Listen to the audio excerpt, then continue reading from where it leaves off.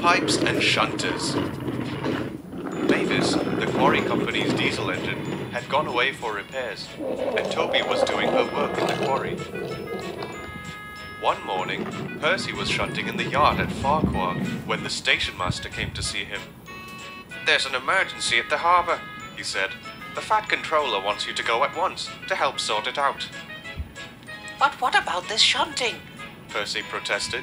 "Toby's up at the quarry, and the shunting must be done." "Never mind that," said the station master. "Off you go. We'll manage the shunting somehow. And," he added to himself as he hurried back to his office, "thanks to Toby's stories about the old days, I know how." Terence's owner was enjoying his morning coffee break in the farmhouse kitchen when the telephone rang. "Bother," he said. "Why do they have to always choose now?" "It's the station master," she said, handing the receiver to the farmer. When he heard what the station master had to say, he nodded. "Why not?" he said. "We've nothing here that can't wait a day or two. We'll be with you in almost half an hour, though I don't see how you're going to work it." When Terence and his owner reached the station yard, they found the station master waiting. Beside him, on the ground, lay a framework made of wood. "How?" he began. "We need to fix this frame to Terence's front," explained the station master, "so that he can push. When he needs to pull, we use a cable from his tow bar. The shunters will tell you where the trucks need to go. Oh, and if you need to cross any of the lines, please use those metal ramps."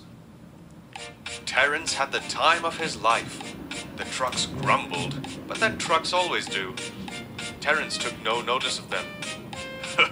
"If Toby could see me now," he chuckled to himself. But up at the quarry, Toby had other things on his mind. He had worked hard all morning, and as he had only a small water tank, it was now nearly empty. Unfortunately, because Mavis did not need much water, the water column that had once stood near the office had been taken away. "Bother that Mavis," grumbled Toby. "Why can't she drink water like any proper engine instead of that horrible oily stuff? What am I going to do now?" Toby's driver laughed. "It's not her fault, is it?"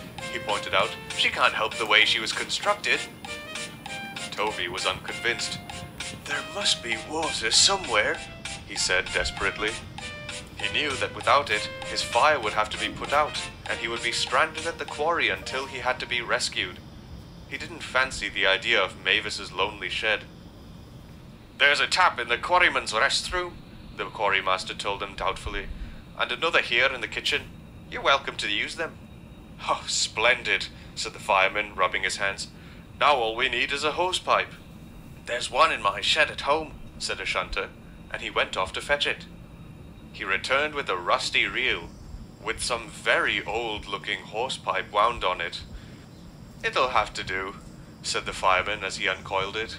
He fastened one end to the tap and put the other into Toby's tank. Then he turned to the driver, who was standing by the tap.